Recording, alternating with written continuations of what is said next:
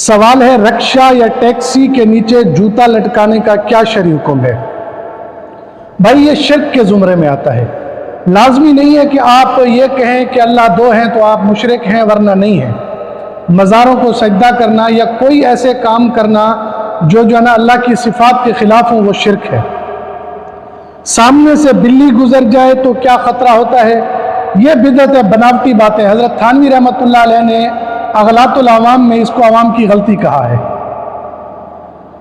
ماں باپ بیٹی ایک کمرے میں سو سکتے ہیں؟ بھائی مناسب نہیں ہے، پرائیویسی کا خیال رکھا جائے، شر اور فتنوں کا دور ہے۔ ہاں البتہ مجبوری ہے تو شرعی طور پر گنجائش ہے۔ سوال ہے کہ ترکی کے اسلامی سیریل دیکھنا کیسا ہے؟ بھائی اس میں وقت کا ضیاع ہے اور بے پردگی ہے، شرعی طور پر بالکل مناسب نہیں ہے۔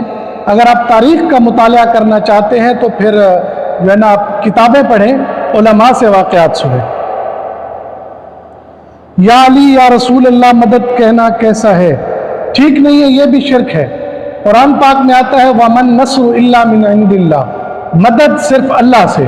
بھائی کچھ تو صفات ہیں جن کی وجہ سے اللہ پاک وحدہ لا شریک ہے، ان صفات کو مانیں تاکہ پتہ چلے آپ اللہ کو وحدہ لا شریک مانتے ہیں۔ کیا عیسائی لڑکی سے رشتہ کر سکتے ہیں؟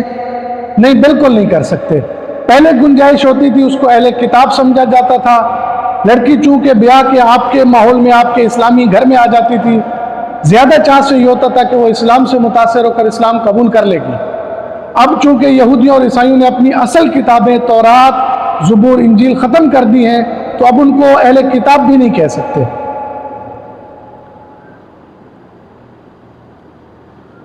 ووٹ کس سیاسی جماعت کو دینا چاہیے؟